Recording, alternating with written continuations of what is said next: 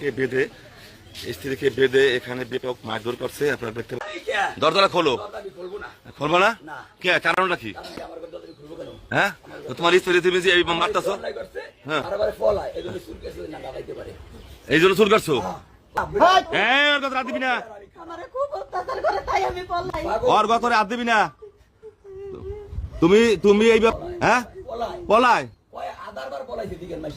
তুমি বাড়ি বলো নাই ভাই, তুমি বিচার দেবো তোমার। তুমি দরজা খোলো। তুমি কি হয়েছে?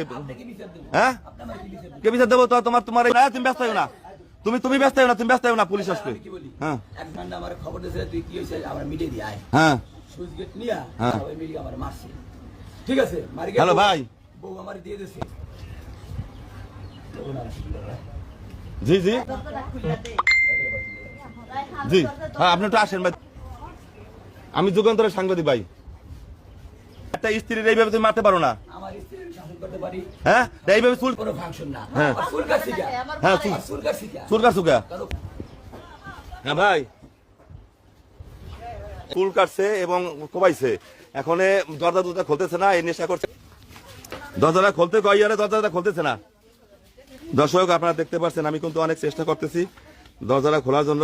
পুলিশ আসবে বাবা, পুলিশ আসবে। পুলিশ তুমি একটু অপেক্ষা করো, তুমি একটু অপেক্ষা করাবে। দরজাটা খোল ভাই, তুই দরজাটা খোল। এভাবে একটা মানুষ মারিস না।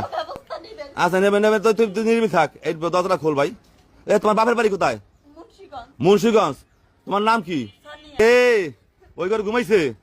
আরে কি করি এখন কদি? হ্যাঁ দিছি দিছি, আইতাছে আইতাছে আইতাছে, রাখ।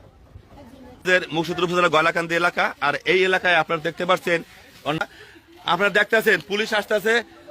আর এখানে দুইটা বাচ্চা। হ্যাঁ হ্যাঁ এর বাবার নাম কি? এর বাবার নাম কি?